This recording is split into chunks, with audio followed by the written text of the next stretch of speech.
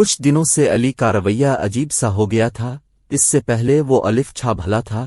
ایک دن T V خبریں لگی ہوئی تھیں اور وہ بیٹھا اسکول کا کام کر رہا تھا۔ ہو نہ ہو ٹی وی پر کوئی خبر ایسی آئی ہے جس نے علی کے ذہن پر اثر کیا ہے۔ جاوید صاحب کے ذہن میں یہ خیال بجلی کی سی تیزی سے آیا تھا۔ انہوں نے فورائے اہلیہ سے اذہان خیال کیا تو وہ بھی یک دم متفق ہو گئیں کہ ہاں واقعی اسی وقت سے وہ پریشان ہے۔ میرے ایک دوست ماہر نفسیات ہیں، خصوصاً بچوہے کے مسائل کے ماہر ہیں، میرا خیال ہے ان سے بات کروں، جاوید صاحب نے کچھ سوچنے ہوئے کہا۔ علی کے ذہن پر بارہ اثر نہ پڑے، 7ویں جماعت میں ہے، کافی سمجھدار ہے، دیکھ لیجئے گا۔ جاوید صاحب نے اپنی اہلیہ کی تشویش کو محسوس کر لیا، مگر وہ علی کو اپنے دوست سے ملوانے کے بہانے لے گئے۔ وہ اپنے دوست سے سارا ماحول پہلے ہی کہہ چکے تھے۔ ڈاکٹر صاحب نے غیر محسوس طریقے سے اس کے مسئلے پر بات کی اور جلد ہی اندازہ لگا لیا کہ وہ کسی بات کی وجہ سے پریشان ہے، مگر اپنی پریشانی کسی کو بتانا نہیں چاہتا۔ ڈاکٹر نے اس صورتحال سے جاوید صاحب کو آگاہ کر دیا اور مشورہ دیا کہ اس کا کوئی دوست ہے تو اس سے مدد لیں۔ علی کا سب سے بہترین دوست سلیم تھا، مگر اس سے کیسے بات کی جائے یہ بھی ایک مسئلہ تھا۔ وہ نہیں چاہتے تھے کہ ان کی وجہ سے علی کو پریشانی ہو۔ علی اب گم سم رہنے لگا تھا، اس کی صحت تیزی سے گر رہی تھی۔ کبھی کبھار وہ اپنی امی کو غور سے دیکھتا رہتا، وہ اس کی جانب دیکھتی تو وہ دوسری جانب دیکھنے لگتا۔ ایک دن جاوید صاحب اسے اس کی پسندیدہ آئس کریم شاپ پر لے گئے اور باتوں باتوں میں کہا کہ اگر وہ کسی پریشانی میں مبتلا ہے تو وہ بتائے تاکہ اس کی الفالجھن دور کی جا سکے، مگر اس نے انکار کر دیا کہ کوئی مسئلہ۔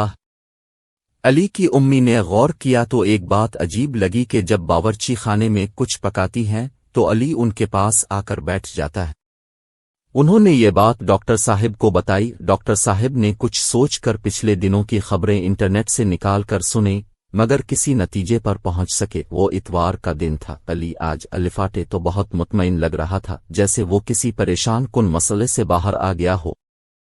آج اس نے بھرپور ناشتہ کیا۔ جاوید صاحب دوڑ لگانے گئے ہوئے تھے، وہ بھی لوٹ آئے۔ تب علی صاحب کو مخاطب کیا، پپا، میں اگر مما کو ایک تحفہ دوں تو آپ انہیں لینے دیں گے؟ جاوید صاحب نے حیرت سے اس کی طرف دیکھا اور بولے رہا۔ اس کی امی بھی قریب بیٹھ گئیں۔ علی اپنی امی کی طرف مڑ کر بولا، اور امی، اگر میں کچن میں ایک کھونٹی لگا دوں تو آپ کو کوئی اعتراض تو نہیں ہوگا؟ نہیں، بالکل بھی نہیں، مگر کیوں؟ وہ فورائے بولیں۔ آئیے پہلے کھونٹی لگاتی ہے۔ علی نے اپنی جیب سے ایک کھونٹی نکالی، پھر ہتھوڑی لینے اسٹور میں چلا گیا۔ جاوید صاحب اور الف نون کی اہلیہ ایک دوسرے کو حیرت سے دیکھنے لگے۔ دوسرے لمحے وہ لوٹ آیا، تینوں اکٹھے ہو کر باورچی خانے میں پہنچے۔ جاوید صاحب نے علی کی بتائی ہوئی جگہ پر کھونٹی لگا دی۔ علی کے چہرے پر اطمینان کے تاثرات تھے۔ امی نے آگے بڑھ کر اس کا ماتھا چوما اور پوچھا، یہ کیا ہے؟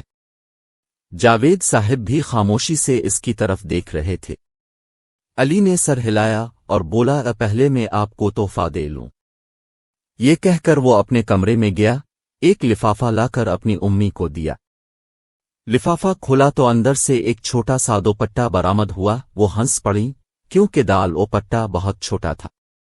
اس کو میں اوڑوں؟ یہ چھوٹا نہیں ہے؟ آخر انہوں نے پوچھ لیا۔ علی مسکرایا اور بولا، اب اسے ضرور اوڑیں، مگر اس وقت جب اب چولہے کی آگے کام کر رہی ہوں تب اب کا بڑا دوپٹہ چادر اس کھونٹی پر ٹنگی رہے گی۔ اور اس سے کیا ہوگا؟ جاوید صاحب نے الفالجھن آمیز انداز میں پوچھا۔ اس سے یہ ہوگا کہ مما کو کچن میں کبھی آگ لگنے کے خطرے کا سامنا نہیں کرنا پڑے گا۔ علی نے جذباتی لہجے میں کہا، گھروں میں آگ سے جلنے کے جتنے واقعات رونما ہوتے ہیں ان میں سے اکثر کی وجہ یہی دوپٹہ ہوتا ہے۔ اب ایک کھونٹی لگا دی ہے، یہ چھوٹا دوپٹہ وہاں ہر وقت رہے گا۔ جب آپ کھانا بنا رہی ہوں گی تو اپنا دوپٹہ وہاں رکھ کر یہ دوپٹہ اوڑھ لیں گی۔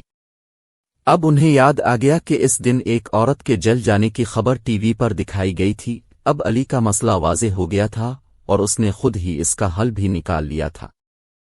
آج کے بچے تو ایسے ہی حساس ہوتے ہیں، ہمیں تو اس بات کا احساس ہی نہیں تھا۔ جاوید صاحب نے تعریفی نظروں سے اپنے بیٹے کی طرف دیکھتے ہوئے کہا۔ اور کوئی بچہ اپنی ماں کو اس سے زیادہ قیمتی اور خوبصورت تحفہ نہیں دے سکتا، امی نے علی کو گلے لگاتے ہوئے کہا۔ آخر بیٹا کس کا ہے؟ جاوید صاحب فخر یہ انداز میں بولے اور پھر تینوں مسکرانے لگے۔